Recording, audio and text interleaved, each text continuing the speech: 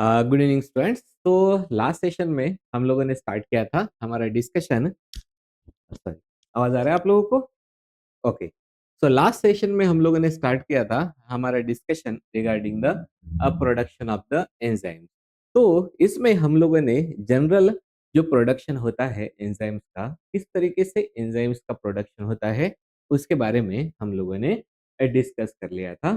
तो एक बार मैं बता देता हूँ, हम लोगों ने यहाँ पे देखा था कि इंडस्ट्रियल जो एंजाइम्स होते हैं उसके जो सोर्सेस होते हैं प्रोडक्शन के, उसमें माइक्रोब्स भी आते हैं, प्लांट सोर्स भी आते हैं और एनिमल सोर्सेस भी होते हैं, राइट? जिसमें से हम लोग प्रेफर करते हैं माइक्रोबियल सोर्सेस। तो हमारे पास में फिर दो मेजर जो कल्चर के टेक्निक्स होते हैं। एक जो टेक्निक थी हम लोगों ने डिस्कस किया था वो थी सेमी सॉलिड या फिर सरफेस कल्चर मेथड, और जो दूसरा था वो था हमारा सबमर्ज कल्चर मेथड। फिर हम लोगों ने देखा था जो जनरल स्टेप्स होते हैं इंडस्ट्रियल प्रोडक्शन के माइक्रोबियल एंजाइम्स के, तो उनके जनरल स्टेप्स के बारे में हम लोगों ने डिस्कशन किया था। इसमें पहली जो स्टेज थी वो थी isolation and selection of strain. उसके बाद में फिर उसको इम्प्रूव किया गया, फिर मीडिया फॉर्मुलेशन। इस तरीके से हम लोगों ने लास्ट तक गए थे जहाँ पे हम लोग डिस्कस कर लिया था फाइनल प्रोसेसिंग के लिए। Now today we are going to discuss about the different types of the enzyme जिनका हम लोग प्रोडक्शन करेंगे। so we are going to discuss about the production of the different enzymes। तो उसमें कौन से एंजाइम्स आते हैं, तो हम लोग टोटल डिस्कस करने वाले हैं रिगार्डिंग द 6 एंजाइम्स के बारे में हम लोग डिस्कस करेंगे। और ये जो हमारा डिस्कस स्टार्ट होगा, वो सबसे पहला जो एंजाइम होता है वो कहलाता है अमाइलेजेस, राइट? तो now we will go for the amylases. आप लोगों को सभी को पता है, ऑलरेडी हम लोग ये डिस्कशन कर चुके हैं कि ये अमाइलेजेस कौन से एंजाइम होते हैं। तो अगर हम लोग उनका बेसिक ओवरव्यू देखेंगे अमाइलेज का, तो हम लोग देखते हैं कि ये अमाइलेजेस जो होते हैं वो हाइड्रोलिटिक एंजाइम होते हैं, जो कि कॉज करते हैं break down of the starch and polysaccharides का, राइट? तो जो स्टार्च होता है उसका ब्रेक डाउन करने के लिए जो एंजाइम होता है वो होता है अमाइलेजेस। तो ये जो अमाइलेजेस होते हैं वो हाइड्रोलाइज करते हैं अल्फा 1,4 ग्लाइकोसिडिक लिंकेज। और यही जो हमारा अमाइलेज होता है, it is one of the prominent enzyme which is produce in the industry, right? तो इंडस्ट्री में हम लोग क्यों अमाइलेज का प्रोडक्शन चाहते हैं? क्योंकि इंडस्ट्रियल जो यूजेस होते हैं अमाइलेज के, वो डिफरेंट डिफरेंट यूजेस होते हैं। फॉर एग्जांपल, अमाइलेज को यूज किया जाता है इन द फूड इंडस्ट्री। और कौन सी चीज के लिए यूज करते हैं? तो हम लोग यूज करते हैं for the glucose and maltose के सिरप बनाने के लिए, या फिर जो बेकिंग में इम्प्रूवमेंट्स होते हैं उनके लिए भी हम लोग यूज करते हैं अमाइलेजेस। देन ब्रीविंग इंडस्ट्री होती है, तो उसमें जो स्टार्च होता है उनको फर्मेंटेबल शुगर में कन्वर्ट करने के लिए हम लोग अमाइलेजेस का यूज करते हैं। टेक्सटाइल इंडस्ट्री में जो फैब्रिक होता है उसके डिजाइनिंग के लिए। डिटर्जेंट इंडस्ट्री में भी हम लोग यूज करते हैं। तो स्टार्च के जो स्टेन्स होते हैं उनको रिमूव करने के लिए हम लोग ये इस एंजाइम अमाइलेजेस को भी यूज कर सकते हैं। उसके बाद में हमारा काम का आता है, दैट इज फार्मास्यूटिकल इंडस्ट्री में we can use it as a digestive aid. तो जो डाइजेशन को हेल्प करने के लिए हम लोग यूटिलाइज कर सकते हैं। और पेपर एंड पल्प इंडस्ट्री होता है, उसमें जो स्टार्च के मॉडिफिकेशन के लिए हम लोग यूज करेंगे अमाइलेजेस, राइट? उसके बाद में अगर जस्ट हम लोग बस ओवरव्यू देख रहे हैं, हम लोग हमारा मेन मोटो तो है उसका प्रोडक्शन देखना, राइट? तो अगर अमाइलेजेस का हम लोग मोड ऑफ एक्शन देखेंगे, तो ये अमाइलेजेस बेसिकली 3 टाइप के होते हैं, alpha beta and the gamma अमाइलेजेस। तो इसमें हम लोग सिर्फ 2 के बारे में डिस्कस करेंगे। तो अमाइलेजेस ये जो होते हैं वो एक्ट करते हैं, जो 1,4 ग्लाइकोसिडिक लिंकेज होता है स्टार्च या फिर पॉलीसैकेराइड्स का, इनके ऊपर एक्ट करते हैं अमाइलेजेस। और 2 टाइप के अमाइलेजेस होते हैं। पहला तो होता है हमारा अल्फा अमाइलेज, जो कि ये अल्फा अमाइलेज है, ये हमारा स्टार्च या फिर पॉलीसैकेराइड है।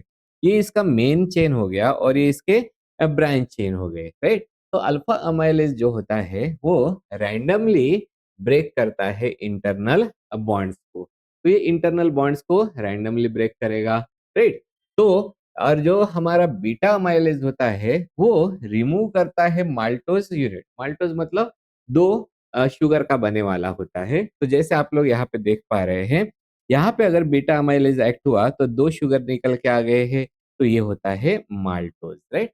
तो अल्फा अमाइलेज रैंडमली ब्रेक करेगा, बीटा अमाइलेज जो होता है वो रिमूव करता है माल्टोज यूनिट्स को फ्रॉम द एंड्स। तो इसलिए हम लोग यहाँ पे देखते हैं ये जो अल्फा अमाइलेज होता है वो पॉली अल्फा डी ग्लूकोज पे एक्ट हुआ तो माल्टोज एंड द ग्लूकोज निकाल देगा, और बीटा अमाइलेज है वो poly D alpha D glucose के ऊपर एक्ट हुआ, मतलब ये पॉलीसैकेराइड हो गया, उसके ऊपर एक्ट किया तो वो माल्टोज बना देता है, राइट? तो ये हो गया। अब ये जो हमारे अमाइलेजेस होते हैं उनका नेचर क्या होता है? ये इंडो एक्टिंग एंजाइम होते हैं और ये रैंडमली हाइड्रोलाइज कर देते हैं इंटरनल अल्फा 1,4 बॉन्ड्स को, राइट?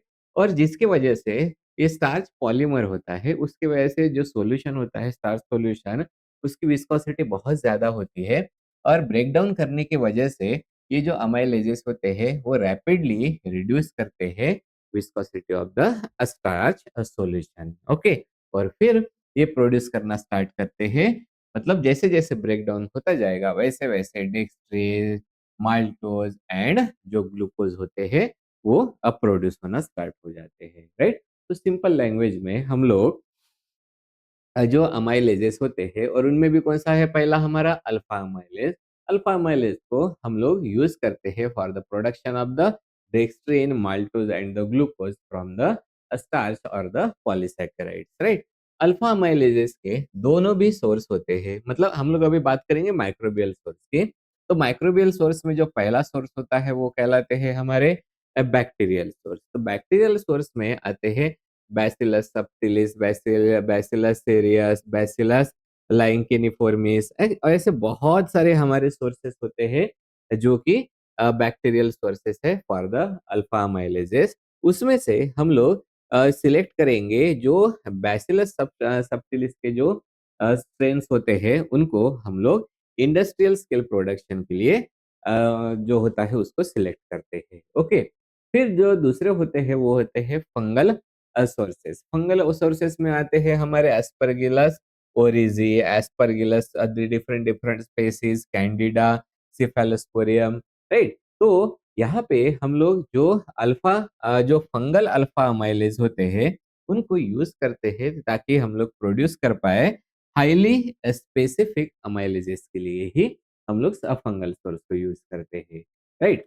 अब ये जो हमारा अल्फा अमाइलेज होता है उसका प्रोडक्शन अगर हम लोग देखते हैं तो मेनली अल्फा अमाइलेज का प्रोडक्शन होता है that is done by the submerge fermentation. हम लोगों ने पहले ही डिस्कस कर चुके हैं, सबमर्ज फर्मेंटेशन में जो मतलब फ्री फ्लोइंग वाटर भी अवेलेबल होता है और जो न्यूट्रिएंट मीडिया होता है उस न्यूट्रिएंट मीडिया में हम लोग जो हमारा माइक्रोब्स होते हैं वो ग्रो होंगे in the submerge condition, okay? और जो कुछ फंगल जो एंजाइम्स होते हैं वो हम लोग प्रोड्यूस करते हैं by the solid state fermentation से।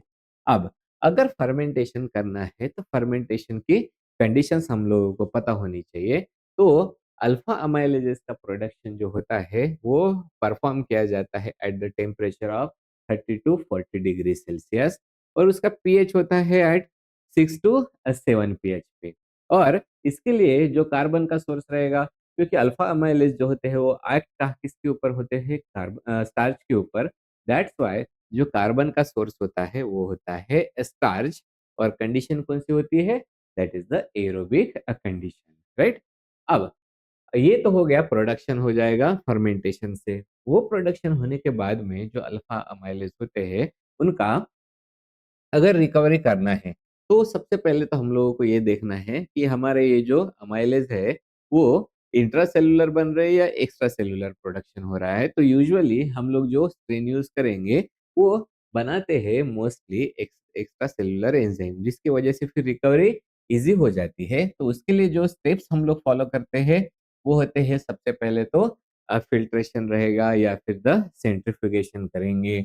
उसके बाद में सॉल्ट से प्रेसिपिटेशन करेंगे, राइट? ताकि फिर जो इम्प्यूरिटीज़ होती है वो भी निकल के चली जाए। उसके बाद में जो फिर सेपरेशन होता है that is done by the chromatography and after that जो हमारा लायोफिलाइज़ेशन वगैरह मेथड्स होते हैं उससे हम लोग परफ़ॉर्म करते हैं ड्राइंग। तो इस तरीके से फिर प्रोडक्शन होता है अल्फ़ा अमाइलेज़ का। वैसे ही फिर जो हमारे बीटा अमाइलेज़ भी होते हैं, जो कि रिस्पॉन्सिबल रहते हैं जो एंड वाले जो माल्टोज़ यूनिट को कट करने के लिए, उन बीटा अमाइलेज़ का भी हम लोग के बारे में भी डिस्कस करते हैं। तो ये बीटा अमाइलेज़ भी हमारे एक्सो एक्टिंग एंजाइम्स होते हैं। और ये जो है वो एक्ट होते हैं फ्रॉम द नॉन जो रिड्यूसिंग एंड होता है स्टार्च का, और वो जैसे-जैसे कट करते जाएँगे, ये सपोज़ हमारा स्टार्च हो गया, राइट? ये पॉलीमर हो गया स्टार्च का, तो जो हमारा बीटा अमाइलेज़ है, वो यहाँ से कट कर देगा तो ये जो 2 यूनिट वाला हो गया है, वो होता है हमारा माल्टोज़। तो that's why it will release the maltose unit, और ये एक्ट नहीं होता है on the alpha 1,6 bond, okay?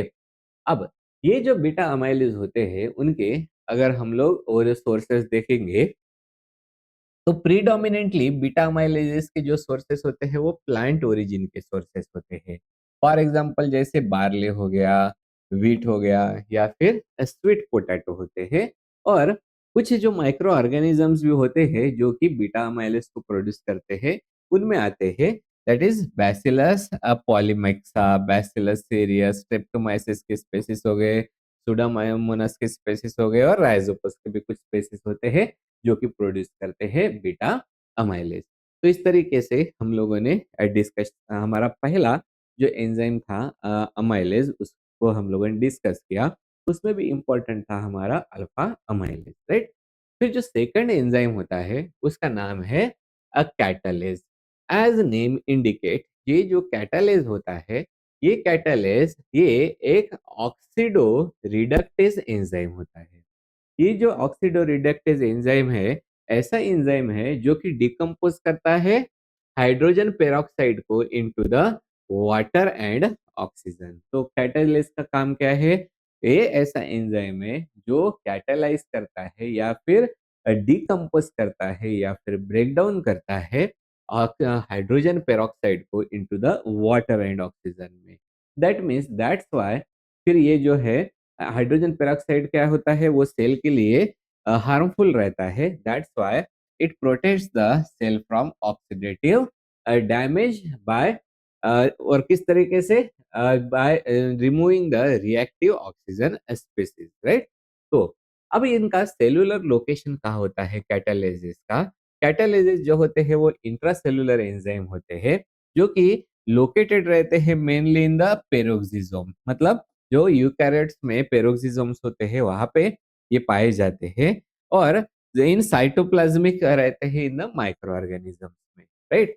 अगर हम लोग इनका स्ट्रक्चर देखेंगे तो ये टेट्रामेरिक प्रोटीन होता है। टेट्रामेरिक प्रोटीन का मतलब इसके चार जो रीजन्स होते हैं वो एक दूसरे के साथ में जुड़े रहते हैं, और जो हर एक सब यूनिट रहता है इसमें हीम ग्रुप प्रेजेंट रहता है। ये वाला जो हम लोगों को Fe दिखाई दे रहा है सेंटर में, ये वाला हीम ग्रुप प्रेजेंट रहता है। That means it is having the iron porphyrin ring, right? तो ये जो है वो हाई मॉलिक्यूलर वेट एंजाइम होता है। अब अगर हम लोग कैटालिस्ट का रिएक्शन देखेंगे तो बेसिकली हम लोगों ने क्या देखा था?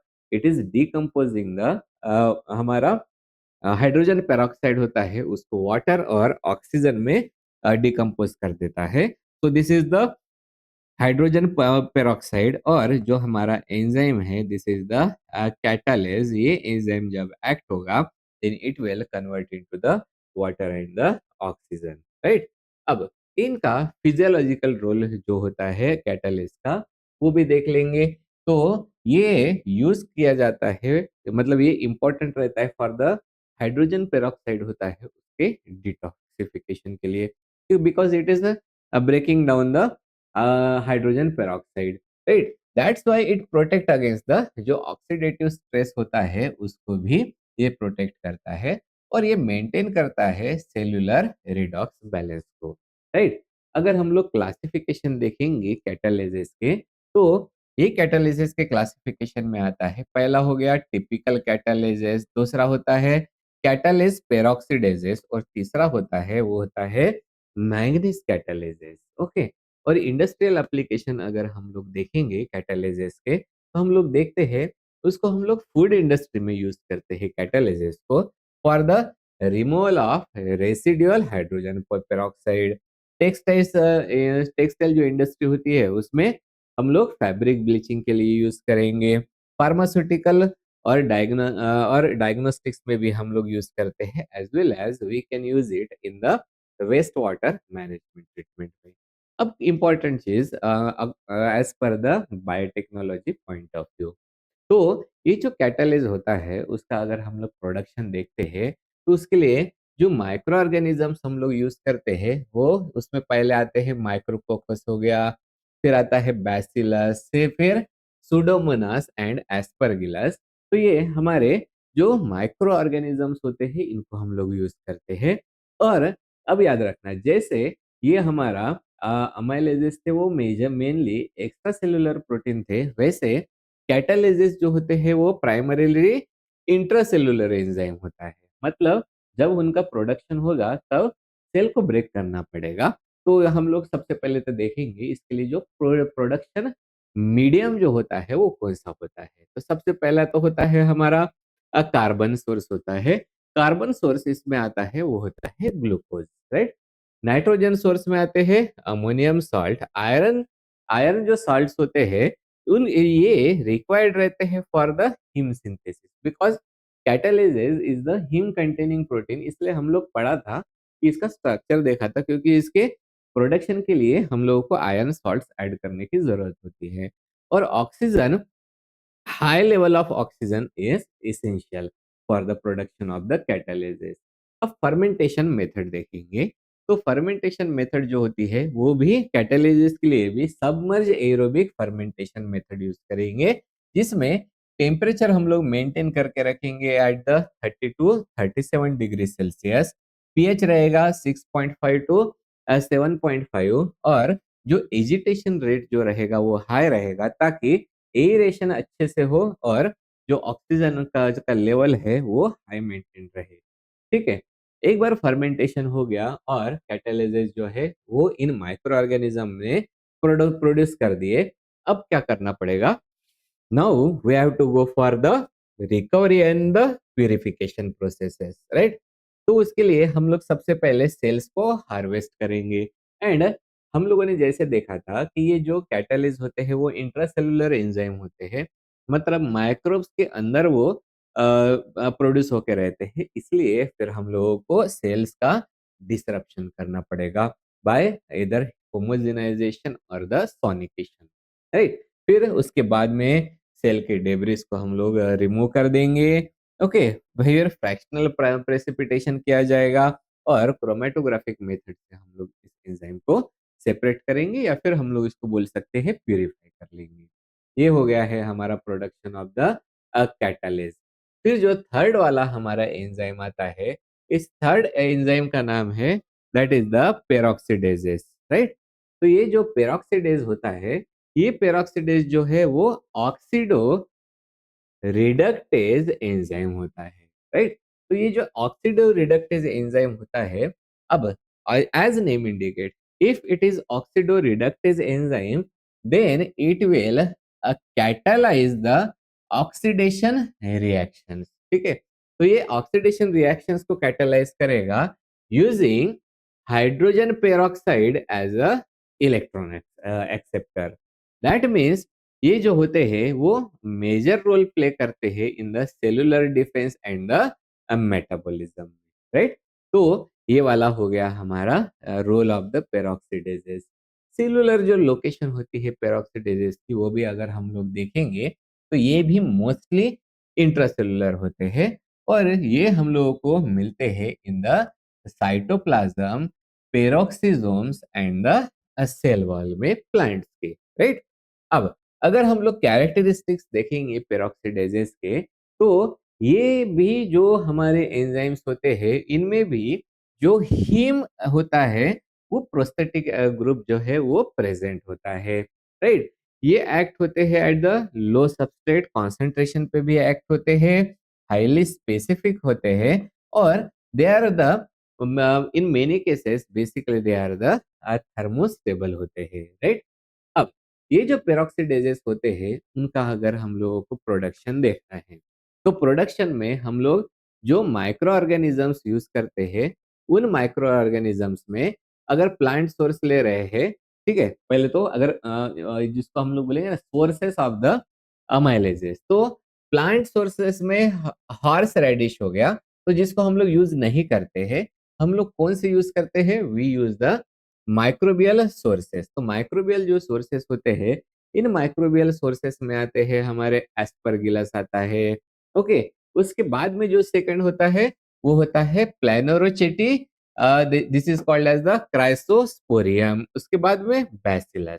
ये दोनों भी, और ये पेरोक्सिडेज जो होता है वो ये दोनों भी है, intracellular and the extra cellular, दोनों भी पेरोक्सिडेजेस नोन होते हैं, ओके। तो माइक्रो ऑर्गेनिज्म कौन से है, मेनली कौन सा यूज किया जाता है, एस्परगिलस जो होता है वो मेनली यूज किया जाता है। और उसका जो प्रोडक्शन मीडियम है, उस प्रोडक्शन मीडियम मतलब जो न्यूट्रिएंट मीडिया होता है, उस न्यूट्रिएंट मीडिया के लिए अगर कार्बन सोर्स चाहिए है तो वो होता है हमारा ग्लूकोज, ठीक है। एक हो गया कार्बन सोर्स, दूसरा हो गया है वो होता है नाइट्रोजन सोर्स। नाइट्रोजन सोर्स में आते हैं nitrate and the ammonium salt. फिर जो एंजाइम का प्रोडक्शन हम लोगों को इंड्यूस करने के लिए हम लोग एक इंग्रेडिएंट वहां पे जिस जो ऐड करते हैं उसको बोला जाता है इंड्यूसर। तो तो ये जो इंड्यूसर होते हैं उनका काम ही होता है कि एंजाइम का प्रोडक्शन को प्रमोट करना या फिर स्टार्ट करना। तो ये इस कंडीशन में पेरोक्सीडेजेस के सिंथेसिस के लिए हम लोग जो इंड्यूसर यूज करते हैं वो होता है हाइड्रोजन पेरोक्साइड, और this is also we use in the low concentration. और मेटल आयंस भी ऐड करेंगे, मतलब हम लोग वहाँ पे आयन के जो सॉल्ट्स होते हैं वो ऐड करेंगे, जिसके लिए हम लोगों को मतलब जो हिम कंटेनिंग है, that's why we have to add the ion salts as a source. तो ये हो गया हमारा प्रोडक्शन मीडियम। फिर फर्मेंटेशन होगा।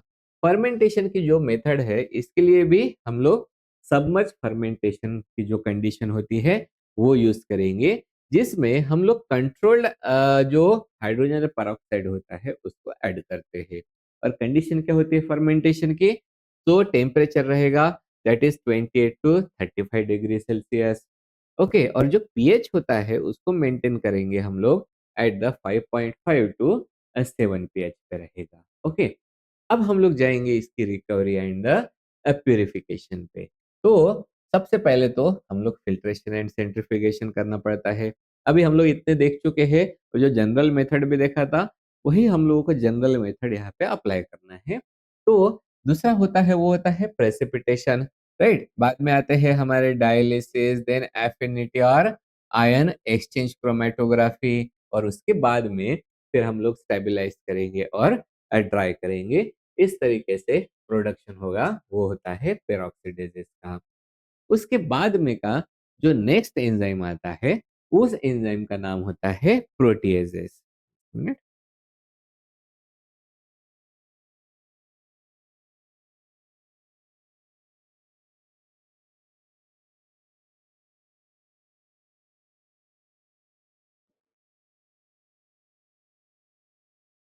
Okay, now next enzyme is the protease. Proteases जो एंजाइम होता है, या फिर हम लोग इनको प्रोटीनेजेस या फिर पेप्टाइडेजेस भी बोलते हैं, एज नेम इंडिकेट ये प्रोटीएजेस होते हैं। मतलब जो प्रोटीन के दो अमीनो एसिड को जोड़ने वाला जो बॉन्ड होता है उस बॉन्ड को हम लोग बोलते हैं पेप्टाइड बॉन्ड। तो ये पेप्टाइड बॉन्ड को ब्रेक कर देते हैं, that's why we call them as a proteases. That means proteases वो एंजाइम होते हैं जो कि हाइड्रोलाइज करते हैं पेप्टाइड बॉन्ड को, right. That means it is converting the protein into the peptide and the amino acids, right. तो जैसे अगर मैं आपको दिखा देता हूँ, ये हमारा एक हो गया अमीनो एसिड वन, राइट। ये होता है हमारा अमीनो एसिड टू, और उनके बीच में का ये वाला जो बॉन्ड होता है, this bond is the peptide bond. मैंने वो सारा बायोकेमिस्ट्री में डिटेल में पढ़ा के रखा रखा है विद द स्ट्रक्चर। तो एक कार्बन का कार्बोक्सिल ग्रुप का सी एंड दूसरे अमीनो एसिड का एन, दोनों मिला के बनाते हैं पेप्टाइड बॉन्ड। तो हम लोग फिलहाल में यहाँ पे डायरेक्टली लेते हैं। ये अमीनो एसिड हो गया, यहाँ पे पेप्टाइड बॉन्ड होता है। फिर यहाँ पे अप्लाई होगा हमारा, वो होता है प्रोटीएजेस। तो प्रोटीएजेस जो है वो क्या करेगा, ये इन अमीनो एसिड्स को, ये हो गया अमीनो एसिड 1, राइट, इसको और इन दोनों अमीनो एसिड को अलग अलग कर देगा। मतलब हम लोग को दो मिल गए। एज वेल एज ये पेप्टाइड भी बॉन्ड होता है, ये भी डिफरेंट, मतलब इस पेप्टाइड बॉन्ड को वो ब्रेक कर देता है, राइट। और ये one of the largest share होता है जो ग्लोबल एंजाइम मार्केट है, उसमें सबसे ज्यादा यूज होने वाला होता है, वो होता है हमारा प्रोटीएजेस। तो इसके बायोलॉजिकल बायोलॉजिकल इंपॉर्टेंट देख रहे हैं, इंडस्ट्रियल इंपॉर्टेंस नहीं। बायोलॉजिकल इंपॉर्टेंस क्या होगा, मेटाबॉलिज्म, राइट, बाद में रेगुलेशन, न्यूट्रिशन, राइट, या फिर अगर हम लोग इंडस्ट्रियल देखेंगे तो इसको यूज किया जाता है as a industrial bio catalyst. Okay, तो इन प्रोटीएजेस के हम लोग क्लासिफिकेशन देखते हैं। तो ये क्लासिफिकेशन दो टाइप के क्लासिफिकेशन होते हैं। पहला जो प्रोटीएजेस होता है उनका पहला क्लासिफिकेशन रहेगा that is based on the site of action, कि कौन से साइट पे ये जाके एक्ट कर रहे हैं।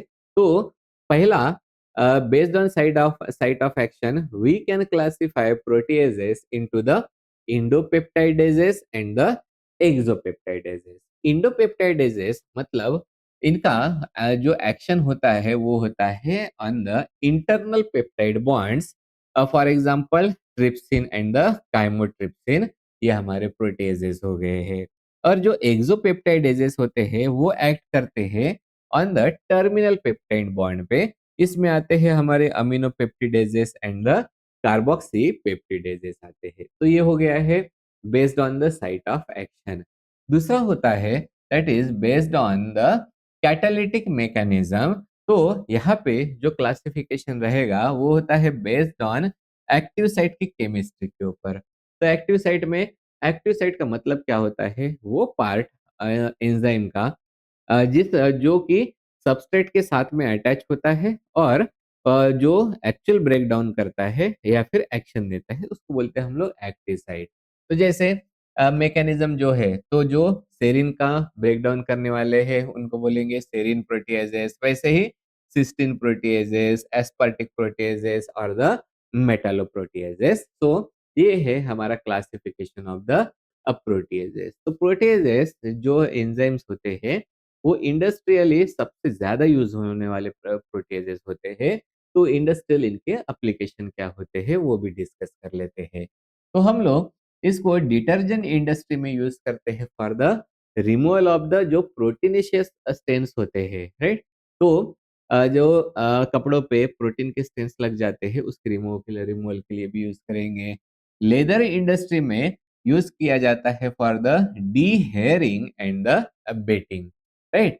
फूड इंडस्ट्री में यूज किया जाता है for the manufacturing of cheese, meat को टेंडराइज करने के लिए या फिर जो प्रोटीन हाइड्रोलाइज लाइसेट्स के लिए। फार्मास्यूटिकल इंडस्ट्री में हम लोग प्रोटीएजेस का यूज करते हैं एज अ डाइजेस्टिव एड हो गया, या फिर जो वाउंड का जो डेब्रिटमेंट करने के लिए हम लोग यूज करते हैं इन द फार्मास्यूटिकल इंडस्ट्री में। टेक्सटाइल इंडस्ट्री में देखो, detergent industry is different and textile industry is different. तो जो सिल्क होता है उसके डीगमिंग के लिए हम लोग यूज करते हैं प्रोटीएजेस को। एंड वेस्ट मैनेजमेंट में जरूरत होता है प्रोटीन के वेस्ट को डिग्रेड करने के लिए हम लोग यूज करते हैं प्रोटीएजेस को। अब प्रोटीएजेस का प्रोडक्शन भी देख लेंगे। तो वो प्रोटीएजेस के प्रोडक्शन के लिए जो माइक्रोबियल सोर्स होता है, उनमें जो बैक्टीरियल सोर्स होता है उसमें इन्वॉल्व होते हैं बैसिलस लाइकेनिफॉर्मिस, और दूसरे होते हैं वो होते हैं बैसिलस सबटिलिस। और फंगाई अगर यूज करते हैं तो एस्परगिलस ओरिजी एंड द राइजोपस। और जो एक्टिनोमाइसिटीज होते हैं उनमें आते हैं स्ट्रेप्टोमाइसिस, राइट। लेकिन जो मोस्टली जो इंडस्ट्रियल प्रोटीजेस होते हैं वो हम लोगों को मतलब हम लोग ये देखने में आता है कि वो जो होते हैं वो एक्स्ट्रा सेलुलर अल्कलाइन प्रोटीएजेस होते हैं, राइट? तो मोस्ट जो इंडस्ट्रियल प्रोटीएजेस है वो कौन से हैं? These are the extra cellular alkaline proteases. मतलब अब फिर हम लोगों को सेल को डिस्टर्ब करने की जरूरत नहीं पड़ेगी। तो ये हो गया माइक्रोब्स। फिर हम लोग माइक्रोब्स को कहाँ पे डालते ग्रो करने के लिए? इन द न्यूट्रिएंट मीडिया, जिसको बोला जाता है प्रोडक्शन मीडियम। प्रोडक्शन मीडियम के लिए इन पर्टिकुलर प्रोटीजेस के लिए जो कार्बन के सोर्स होते हैं उनमें इंक्लूड होता है, हम लोग ग्लूकोज या फिर स्टार्च को यूज करेंगे as a nitrogen source. Casein, soybean meal और पेप्टन को यूज करेंगे। ये जो है प्रोटीज के लिए हम लोगों को जरूरत पड़ती है मिनरल्स की, इसलिए हम लोग यहाँ पे कैल्शियम और मैग्नीशियम के सोर्सेस को भी ऐड करते हैं। और इसके लिए भी इंडूसर की जरूरत पड़ती है। तो तो जो प्रोटीनेशियस सब्सटेंसेस सबस्ट्रेट्स होते हैं उनको हम लोग ऐड करेंगे, because it will cause the breakdown of that proteinaceous substrate. Okay. तो उसके वजह से फिर ये जो ग्रोथ होती है या फिर जो प्रोडक्शन होता है इन प्रोटीजेस का वो स्टार्ट हो जाएगा। ओके। फिर फर्मेंटेशन के मेथड पे जाते हैं। इसके लिए हम लोग दोनों भी मेथड यूज कर सकते हैं। एक होता है हमारा सबमर्ज फर्मेंटेशन, जो कि सबसे ज्यादा यूज की जाने वाली मेथड होती है। और अगर हमारे हम लोगों को फंगल प्रोटीजेस चाहिए तो उसके लिए हम लोग यूज करते हैं सॉलिड स्टेट फर्मेंटेशन। फर्मेंटेशन की कंडीशन क्या है? टेम्परेचर जो है वो मेंटेन करना पड़ेगा at the 30 to 37 degree Celsius. PH 7.5 to 10, that is for the alkaline proteases. और स्ट्रॉन्ग एरेशन की जरूरत होती है। फिर एक बार अगर प्रोडक्शन हो गया, फिर हमारी नेक्स्ट स्टेप हमेशा होती है that is recovery and the purification. इसमें सबसे पहले हम लोग परफॉर्म करते हैं filtration and the centrifugation, which is followed by the salt precipitation किया जाएगा। फिर अल्ट्रा फिल्ट्रेशन करेंगे, फिर क्रोमेटोग्राफिक प्यूरिफिकेशन करेंगे, और फाइनल जो हमारा आइसोलेटेड एंजाइम है, प्रोटीजेस है, उनका ड्राइंग करेंगे एंड उनको फॉर्मुलेट कर देते हैं। ओके। तो ये हो गया है प्रोडक्शन ऑफ द प्रोटीजेस। उसके बाद में जो नेक्स्ट एंजाइम है वो होता है पेनिसिलिनेज, राइट? तो पेनिसिलिनेज काफी फेमस एंजाइम होता है कि वो पेनिसिलिनेज जो है वो बीटा लैक्टामेज एंजाइम है। अब देखो, as name indicate, what is penicillinase? It is beta lactam antibiotic नहीं है। ओके।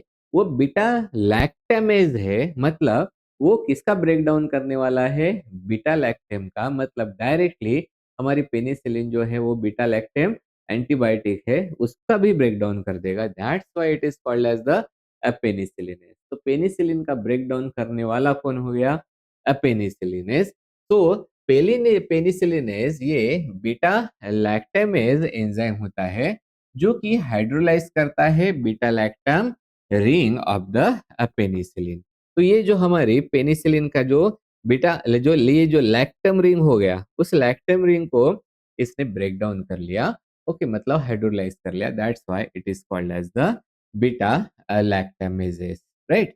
अब ये जो होता है वो ये एंजाइम है वो रिस्पॉन्सिबल होता है penicillin resistance in the many bacteria. मतलब जो अगर कुछ बैक्टीरिया है वो इस बीटा लैक्टामेज को प्रोड्यूस करते हैं, तो फिर हम लोग पेनिसिलिन देते क्यों है? क्योंकि वो बैक्टीरिया को मारने के लिए। लेकिन बैक्टीरिया ही अगर पेनिसिलिनेज बना रहा है, मतलब बीटा लैक्टामेज बना रहा है, तो उसके अंदर जो भी पेनिसिलिन के मॉलिक्यूल्स जाएंगे उसका वो ब्रेक डाउन करता जाएगा। मतलब बैक्टीरिया जो है वो रेजिस्टेंस हो गया है for the penicillin. Got it? तो अब पेनिसिलिनेज का एक्शन कैसा होता है?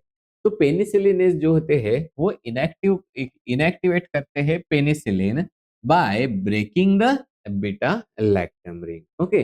और अगर बीटा लैक्टम रिंग ही ब्रेक हो गया, देन एंटीबैक्टीरियल जो एक्टिविटी होती है वो डिमिनिश हो जाती है, राइट?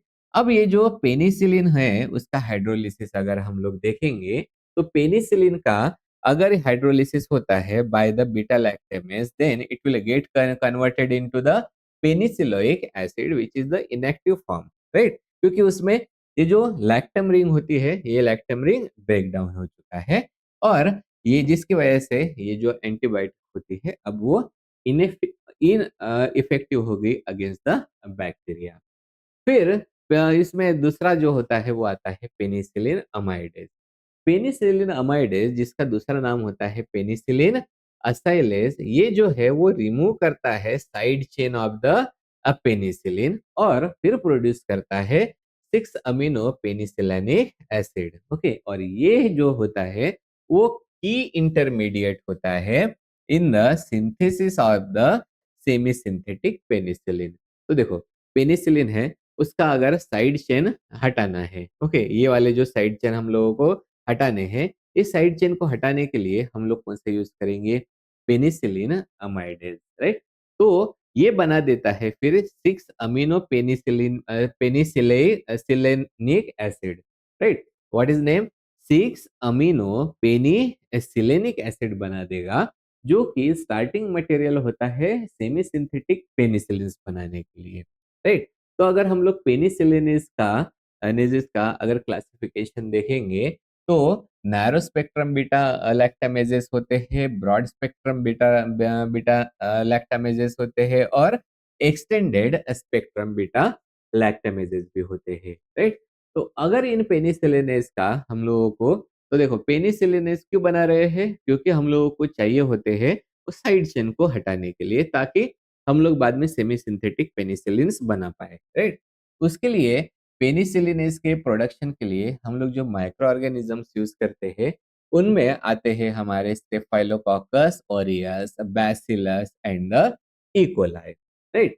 तो ये जो पेनिसिलिनेज होते हैं दिस में बी एक्स्ट्रा सेलुलर और द पेरिप्लाज्मिक जो होता है वो उनका नेचर होता है।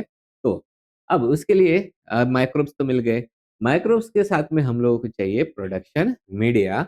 तो इस प्रोडक्शन मीडिया में जो कार्बन सोर्स होता है that is glucose, nitrogen source होता है वो होता है पेप्टोन, और जो इंड्यूसर होते हैं this can be the penicillin या फिर जो बीटा लैक्टम कंपाउंड्स हम लोग ऐड करेंगे। फिर आता है हमारा फर्मेंटेशन मेथड। फर्मेंटेशन मेथड में जो होती है वो हम लोग यूज करते हैं सबमर्ज फर्मेंटेशन। मतलब लगभग सारे सारे ही जो हमारे हैं उनमें हम लोग सबमर्ज मेथड को तो यूज कर ही रहे हैं। कंडीशन क्या है? टेम्परेचर मेंटेन करना पड़ेगा, फर्मेंटेशन जो हमारा कंटेंट है उसका at the 30 to 37 degree. PH जो है वो आप लोगों को हर एक का पीएच ध्यान में रखना पड़ेगा, राइट? पीएच 6.8 to 7.2 और मॉडरेट एरेशन रहेगा, राइट? उसके बाद में फिर रिकवरी एंड प्यूरिफिकेशन, अगेन हम लोग सेल्स को सेपरेट करेंगे, उसके बाद में सेल का लाइसिस करेंगे अगर वो इंट्रासेलुलर हमारे पेनिसिलिनेज है तो, फिर उसका अल्ट्रा फिल्ट्रेशन किया जाता है। फिर जो प्यूरिफिकेशन होता है वो प्यूरिफिकेशन एंड आइसोलेशन करने के लिए हम लोग क्रोमेटोग्राफिक प्यूरिफिकेशन करेंगे और लास्ट में इन एंजाइम्स को स्टेबलाइज किया जाएगा। ओके, ये हो गया। और लास्ट वाला जो हमारा एंजाइम बचे वाला है वो एंजाइम होता है lipase. As name indicate, lipase वो एंजाइम होते हैं जो कि कॉज करते हैं break down of the lipids and the fats. तो ये जो हमारे लाइपेजेस होते हैं वो हाइड्रोलाइटिक एंजाइम्स होते हैं जो कि कॉज करते हैं break down of the fats and the oils, जिसको हम लोग ट्राइग्लिसराइड्स बोलते हैं, राइट? तो ये जो है वो एक्ट होते हैं एट द जो ऑयल वाटर इंटरफेस होता है वहां पे जाके एक्ट होते हैं। और लाइपेजेस जो है ये हमारे वर्सेटाइल एंजाइम्स है जिन जो कि यूज जिनको हम लोग यूज करते हैं इन द एक्वस और द नॉन एक्वस सिस्टम में, राइट? तो हमारे पास में बैक्टीरिया, फंगाई या फिर जो फ्रूट वेस्ट होते हैं वहां से लाइपेज जो है वो प्रोड्यूस होता है, जो कि एक्ट होता है वेजिटेबल ऑयल्स या फिर फैट्स पे, और फिर उस रिएक्शन को हम लोग बोलते हैं ट्रांस एस्टरिफिकेशन। ओके, तो ये अगर हम लोग रिएक्शन देखेंगे जो कि क्या कैटालाइज करता है लाइपेज, तो ये जो हमारे ट्राइग्लिसराइड्स हो गए, ट्राइग्लिसराइड्स में कौन से होते हैं? This are the oils and the fats, right? फिर उसके ऊपर हमारा जो एंजाइम है वो एक्ट होगा जिसका नाम है lipase and it will convert it into the fatty acid and the glycerol. Okay, क्योंकि जो हमारे लिपिड्स होते हैं वो लिपिड्स का मतलब ही क्या होता है, this are the esters of the fatty acid with the alcohol, और यूजुअली वो ग्लिसरॉल होता है, राइट। तो वहां पे ये ब्रेक डाउन करेंगे, फैटी एसिड को अलग कर देंगे और ग्लिसरॉल को अलग कर देते हैं, राइट। अब हम लोग देखेंगे ये जो सोर्सेस होते हैं लाइपेजेस के, तो तीन टाइप के सोर्सेस है। हमारा पहला तो सोर्स है एनिमल सोर्सेज, जिनमें पैनक्रियाटिक लैपिस आते हैं और गैस्ट्रिक लैपिस आते हैं। प्लांट सोर्स में castor bean and the oat seeds आता है, और काम का जो होता है वो होते हैं माइक्रोबियल सोर्सेज, जिनमें बैक्टीरिया भी होते हैं, फंगाई भी आते हैं, और हमारे ईस्ट भी होता है। ओके, तो बैक्टीरिया में कौन सा वाला बैक्टीरिया हम लोग यूज करते हैं, तो होते हैं सुडोमोनास एंड द बैसिलस के स्पेसीज। फंगाई में Aspergillus and the Rhizopus species, और जो ईस्ट होता है उसके में हम लोग यूज करते हैं कैंडिडा। ओके, अब ये जो लाइपेजेस है ये मोस्टली एक्स्ट्रा सेलुलर और इंड्यूसिबल एंजाइम्स है, राइट। अगर एक्स्ट्रा सेलुलर एंजाइम है इसका मतलब सेल का लाइसिस करने की जरूरत नहीं पड़ने वाली है। तो इनका प्रोडक्शन मीडियम में कौन कौन चाहिए, पहले तो एक तो कार्बन का सोर्स चाहिए ही चाहिए, और यहाँ पे कार्बन का सोर्स हम लोग लाइपेज है, इसलिए हम लोग ग्लूकोज या फिर स्टार्च नहीं ऐड कर रहे हैं, हम लोग क्या ऐड कर रहे हैं, ऑयल ऐड कर रहे हैं, जिसमें ऑलिव ऑयल या फिर सोयाबीन ऑयल जो होता है उसको यूज करेंगे। और फिर नाइट्रोजन सोर्सेज के बारे में बात करेंगे तो उसमें आएगा हमारा पेप्टोन रहेगा या फिर ईस्ट एक्सट्रैक्ट होते हैं। इंडोसल्फान्स में हुई इज द ट्राइग्लिसराइड्स, और जो सर्फेक्टेंट्स होते हैं उनको हम लोग यूज करते हैं टू इनहांस द सिक्रीशन। तो ऐसे माइक्रोब्स जो बनाएंगे वो मिल गया, मीडिया मिल गया, माइक्रोब्स को हम लोगों ने मीडिया में ऐड कर देंगे और बाद में प्रोसेस चालू हो जाएगी, that is the fermentation method. इसके लिए भी हम लोग दो टाइप के हमेशा यूज करेंगे, अगर बैक्टीरिया यूज कर रहे हैं तो सबमर्ज फर्मेंटेशन, और अगर फंगा यूज कर रहे हैं तो सॉलिड स्टेट फर्मेंटेशन, राइट। और कंडीशन जो रहेगी वो मेंटेन करेंगे हम लोग eight the temperature of the 30 to 40 degree Celsius. PH is at the 6.5 to 8, and जो एजिटेशन होता है वो हाई एजिटेशन रहेगा, मतलब एरेटेड कंडीशन रहेगी। और हमारा एक बार अगर फर्मेंटेशन हो चुका है तो हम लोग इसका रिकवरी एंड प्यूरिफिकेशन कैसे करेंगे, सबसे पहले रिमूव करेंगे बायोमास को, उसके बाद में सॉल्वेंट और सॉल्ट से उसका प्रेसिपिटेशन कर देते हैं, फॉलोड बाय द अल्ट्राफिल्ट्रेशन। उसके बाद में क्रोमेटोग्राफी से उसको हम लोग आइसोलेट कर लेते हैं या फिर प्यूरिफाई कर लेंगे, and if necessary then we can do the immobilisation. Okay, अब ये जो लाइपेज होते हैं उनके प्रोडक्शन के लिए कौन से फैक्टर्स होते हैं वो अफेक्ट करते हैं, तो कार्बन सोर्स है वो भी अफेक्ट करेगा, nitrogen source, pH and temperature, agitation and aeration, and inducer का जो प्रेजेंस होता है वो भी अफेक्ट करता है। इस तरीके से हम लोगों ने हमारे जो 6 एंजाइम्स होते हैं उनका प्रोडक्शन हम लोगों ने देख लिया। उसके लिए हम लोगों ने कौन सी चीजें पढ़ी हर एक एंजाइम के लिए, तो सबसे पहले एंजाइम क्या है, उसका एक्चुअल मतलब रोल क्या होता है, इंडस्ट्रियल रोल क्या होता है, फिर उसके कौन से सोर्स होते हैं, माइक्रोबियल सोर्स, वो हम लोगों ने डिस्कस किए। फिर वो प्रोड्यूस करने के लिए हम लोगों को चाहिए न्यूट्रिएंट मीडिया, फिर न्यूट्रिएंट मीडिया डिस्कस किया।